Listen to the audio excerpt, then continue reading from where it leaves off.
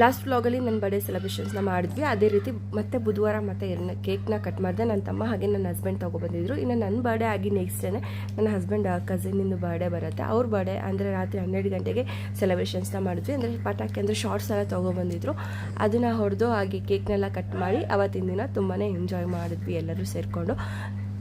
ಹಾಗೆ next day ಬೆಳಗ್ಗೆ ನಾವು ಹೋಗಿದ್ದು Bhadra forest tiger reserve safari ರೈಡ್ಗೆ ಅಂತ ಹೇಳಿಬಿಟ್ಟು ನಾವು ಹೋಗಿದ್ದು BRP ಹತ್ರ ಹೋಗಿದ್ವಿ.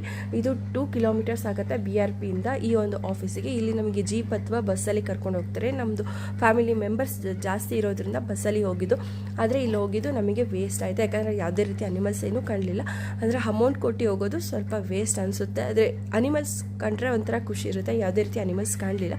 ಹಾಗೆ ನಮಗೆ ಜಾಸ್ತಿ ಕಂಡಿದ್ದು ನವಿಲು. ಅಲ್ಲಿಂದ ನಾವು ಹೋಗಿದ್ದು ಭದ್ರಾ ಬ್ಯಾಕ್ ವಾಟರ್ಗೆ, ಇಲ್ಲಿ ಬೋಟ್ ರೈಡಿಗೆ ಅಂತ ಹೇಳಿ ಹೋಗಿದ್ವಿ. ಅಂದರೆ ತುಂಬಾ ನೀರಿತ್ತು. ಸಫಾರಿಲಿ ಸ್ವಲ್ಪ ಬೇಜಾರಾಯಿತು, ಯಾಕಂದರೆ ಯಾವುದೇ ರೀತಿ ಅನಿಮಲ್ಸ್ ಕಾಣಲಿಲ್ಲ. ಹಾಗೆ ಇನ್ನು ಬೋಟ್ ರೈಡಿಂಗು ಒಂದು 3 ಕಿಲೋಮೀಟ್ರನ್ನ ಕರ್ಕೊಂಡು ಹೋಗಿದ್ರು. ಹಾಗೆ ನೀರು ಮಾತ್ರ ತುಂಬಾ ಇತ್ತು. ನಾವು ನಮ್ಮ ಶಿವಮೊಗ್ಗದಲ್ಲಿ ಇದು ಇಷ್ಟು ವರ್ಷ ಆದರೂ ನಮಗೆ ಈ ಪ್ಲೇಸ್ ಇದೆ ಅನ್ನೋದೇ ಗೊತ್ತಿರಲಿಲ್ಲ.